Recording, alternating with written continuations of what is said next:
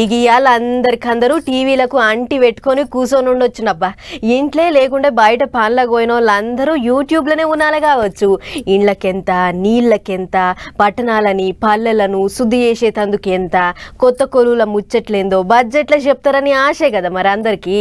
అవు ఏపీ సర్కార్ బడ్జెట్ ముచ్చట్లు నడిచినాయి. ఇవాళ ఎట్లెట్లున్నాయో ముచ్చట్లు అన్నీ అరుచుకొని వద్దాం పారోసారి. రైట్, ఇవాళ ఆంధ్ర అసెంబ్లీ మీటింగ్ లో బడ్జెట్ లెక్కల ముచ్చట్లు నడిచినాయి. దేనికి ఎంత వాటాలేసిలో పైసల మంత్రి పయ్యావుల కేశవ్ సార్ కుల్ల చెప్పిండు.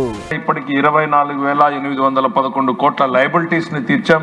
మరో 37,000 కోట్లకు సంబంధించినటువంటి వర్క్స్ బిల్స్ ని చెల్లించి పనులని వేగవంతం చేసే దిశగా ముందుకు తీసుకెళ్తా ఉన్నాం.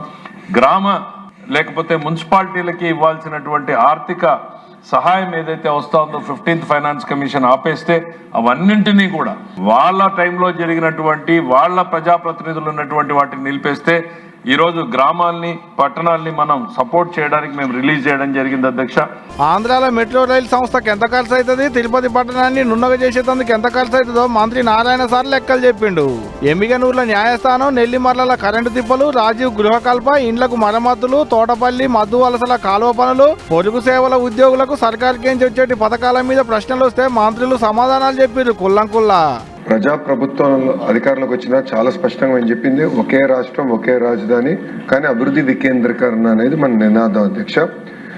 మీరు చూస్తే రాయలసీమలో అనంతపూర్ జిల్లాలో ఒక ఆటోమోటివ్ క్లస్టర్ కానివ్వండి, మన అదేవిధంగా కర్నూలుకి వచ్చే గల రెన్యూబుల్ ఎనర్జీ క్లస్టర్ కానివ్వండి, సిమెంట్ క్లస్టర్ కానివ్వండి, కడప చిత్తూరులో వచ్చేసే గల మనకి ఎలక్ట్రానిక్స్ మ్యానుఫ్యాక్చరింగ్ క్లస్టర్, దాని తర్వాత ఉత్తరాంధ్రకి వెళ్ళే గల pharma, medical devices manufacturing, vertical horizontal integration అనేది చాలా చాలా అవసరం అధ్యక్ష.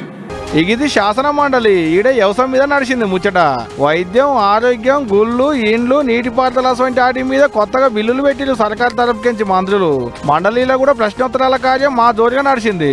దావకాన్లకించి సాల్వ్ చేస్తే ఆడబిడ్డలకు ఇచ్చేటి నిధుల వరకు మస్తు ముచ్చట్లు నడిచినాయి. నీళ్లు, విమానాల స్టేషన్లు, చేపల పెంపకాలు, పర్యాటకులకు ఉపాధి, రైతులు, ధాన్యం కల్లాలు, చదువులకు గ్రంథాలయాలు, ఇట బొచ్చెడు ముచ్చట్ల మీద చర్చ నడిచింది ఆడ కూడా.